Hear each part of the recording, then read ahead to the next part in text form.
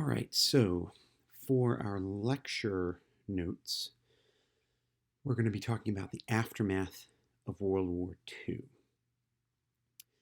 The outline for the lecture is posted to Portals, so make sure you download that before watching this video and complete those notes in a detailed manner.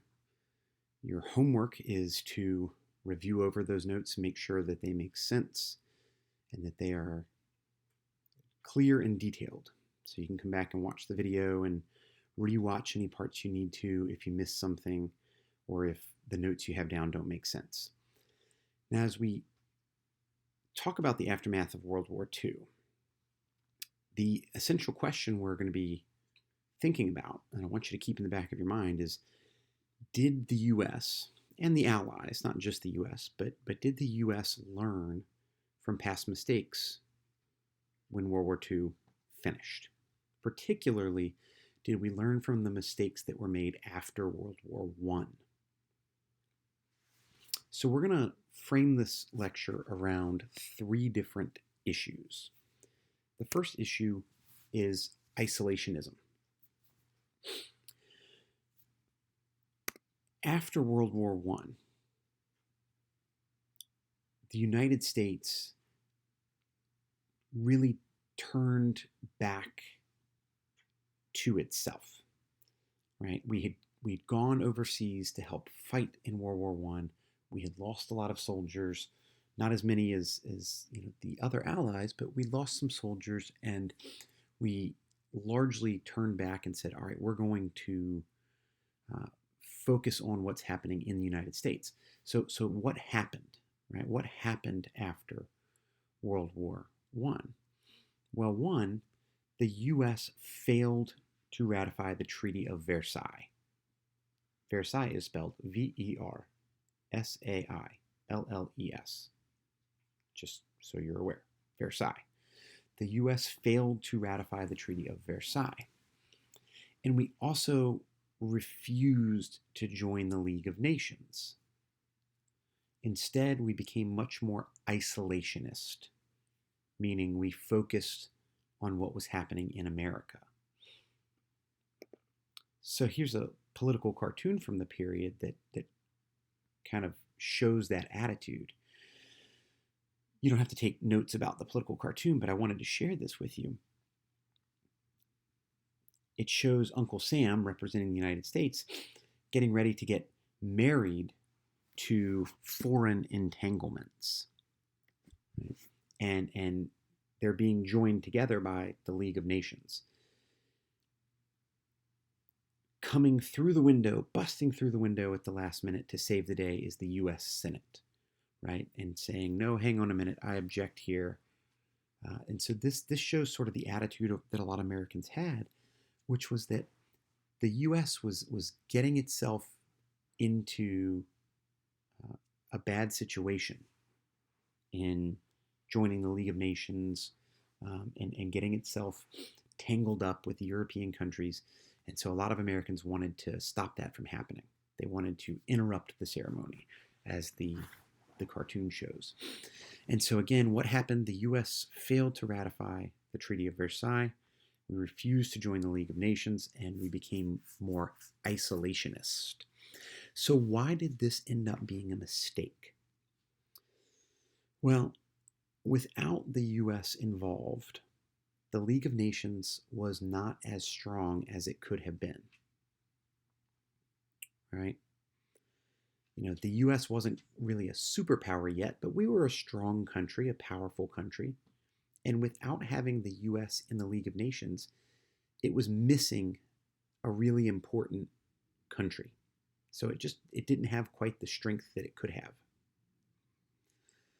So when the dictators, like Hitler and Mussolini, started taking over other countries, the League of Nations was too weak to stop them. Hitler started going into Czechoslovakia and in Poland. Mussolini took over Ethiopia, and the League of Nations was too weak to really do anything about it. They protested. They did put some sanctions in place, but it was really nothing more than a slap on the wrist without having the U.S. involved. So if those are the mistakes after World War I, what about after World War II? What did we do? Did we learn from those mistakes? So what was different? Well, for one, we worked with other countries closely to create new international organizations like the World Bank and the International Monetary Fund. These groups provided loans to countries and helped to encourage international trade. The World Bank helps give loans. It helped countries rebuild after the war. The International Monetary Fund helps to sort of stabilize currency around the world, encourage trade between countries. So again, we worked closely with other countries to help create these new international organizations after the war. We also helped create and then also joined the United Nations. In the United Nations, countries around the world work together to create peace and security in the world.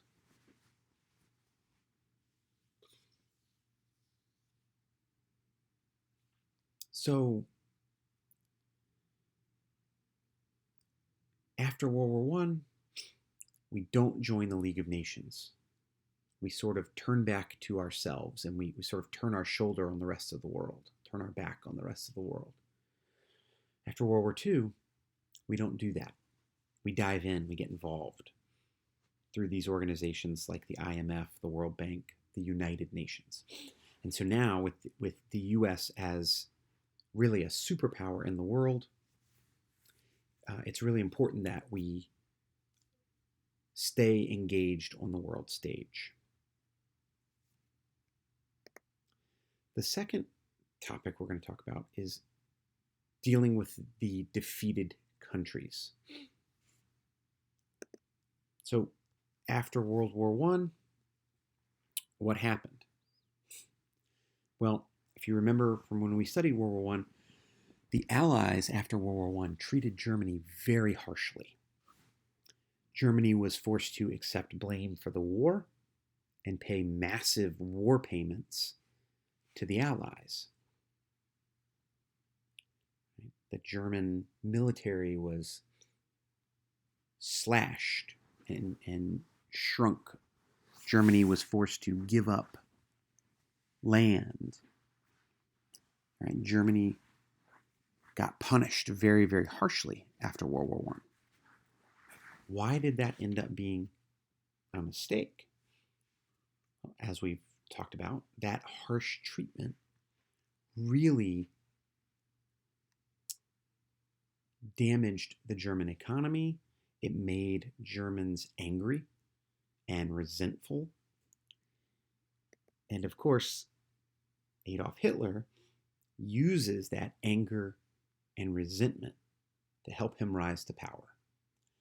Right? He promises the Germans that he can restore them to power and prestige. He can restore the country's economy. And so that helped him to rise to power. So again, after World War II, the Allies are going to look back at what happened after World War I and go, maybe that wasn't the best idea. So what was different? What was different after World War II? Well, one thing that was different is that even though Germany and Japan were punished, the punishment was nowhere near as harsh as it was after World War I. You can see from this picture here, right? I mean, this is in Germany. The country's already been destroyed, right? I mean, German cities were in ruins. And so even though there was punishment, it was not as harsh. Instead, there was more focus from the Allies on helping to restore Germany and Japan and restore their economies.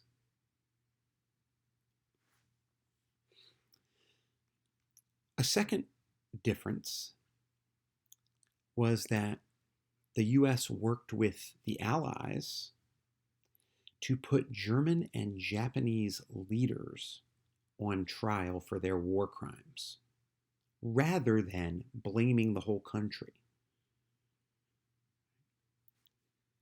There was a series of trials in Germany and Japan, and top leaders were put on trial, and some were even executed, rather than blaming the whole country.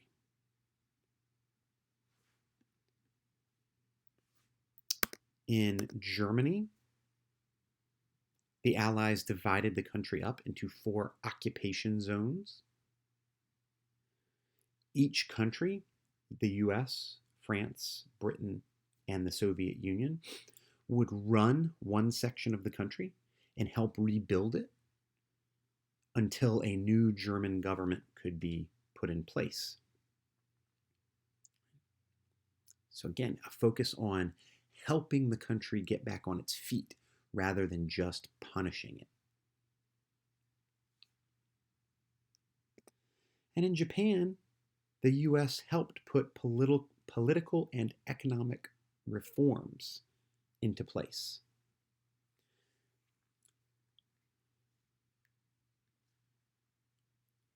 So the guy on the left there is General Douglas MacArthur. He's the top US official in Japan after the war. And the guy on the right is the Emperor of Japan. And so MacArthur and US officials worked closely to put a democratic government in place and to make reforms to help Japan get back on its feet. So a very different approach to dealing with these defeated countries after World War II than there was after World War I. We wanted to make sure that we didn't create the conditions that would let someone like Hitler come to power. All right, the third issue we're going to talk about is adjusting to post-war life. So what happened after World War I? Well, if you remember from when we studied the 20s into the Great Depression, when the war ended, the government canceled military contracts. Right? The government had been spending all this money. All these people had jobs making things for the war. And when the war was over, all of a sudden, those jobs are over. The government's not paying those contracts anymore. And so this left a lot of Americans out of work, jobless.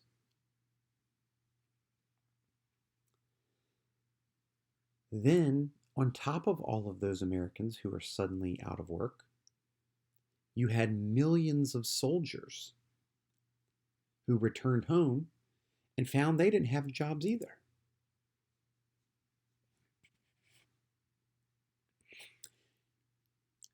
You even had a whole huge group of soldiers who marched on Washington and camped out in front of the US Capitol, called the Bonus Army, who were protesting and saying, right, the government didn't do anything to help us. You guys owed us money. We needed help. You didn't help us. We need your assistance. And the government didn't really do a lot to help. So why did that end up being a mistake? Well, without a government plan in place to make a smooth transition from wartime to peacetime, the economy started to tank. After the war, inflation and unemployment skyrocketed, and that led to increased crime and social tensions.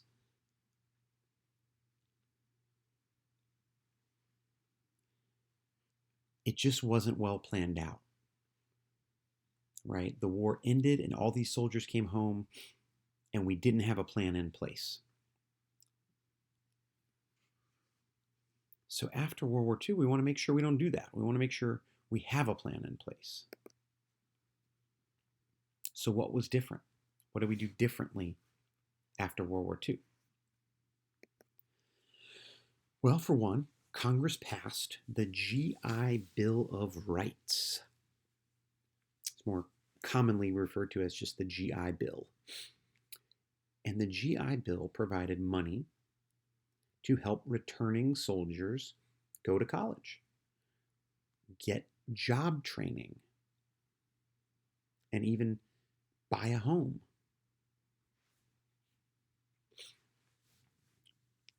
We wanted to make sure we were taking care of our returning soldiers. We didn't do a good job of it after World War I.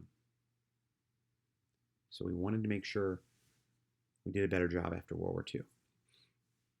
The GI Bill of Rights helped provide some assistance for these soldiers.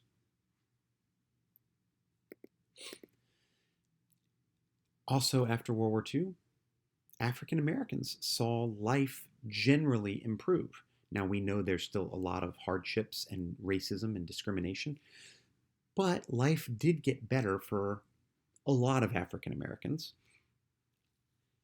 Average income for non-white families went up after the war. And as noted in the picture, a lot of African American soldiers benefited from the GI Bill.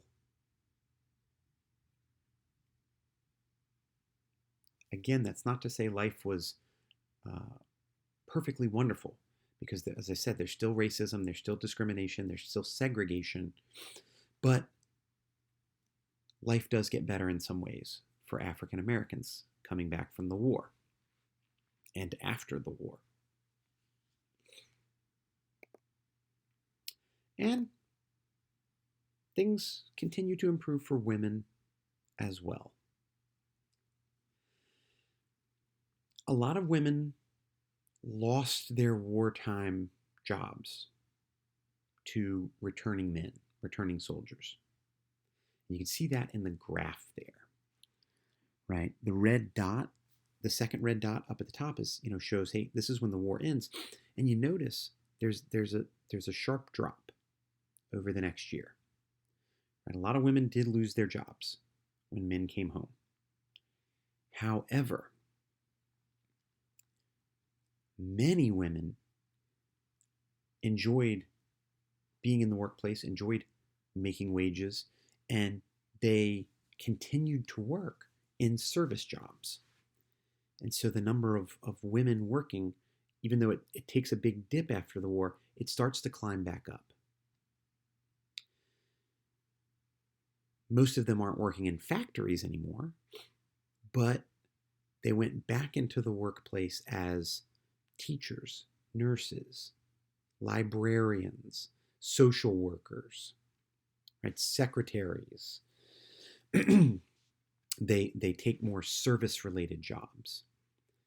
And so, again, it takes, a couple of years, but women start to re-engage in the workforce. So again, we come back to the essential question. Did the United States learn from its past mistakes? I think in these three areas, probably the answer is yes. Right?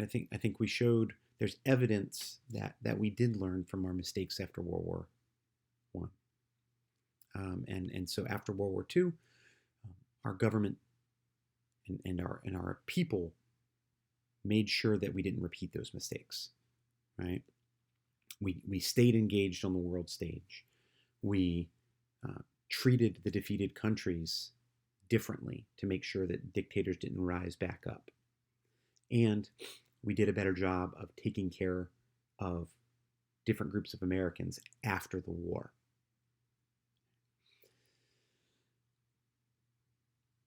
Make sure that your notes are complete, detailed, that you've gotten the main information down. scroll back, rewatch parts of the video as needed. And your homework is to revise your notes, make sure that they're detailed and clear so that you can print them off and turn them in next class.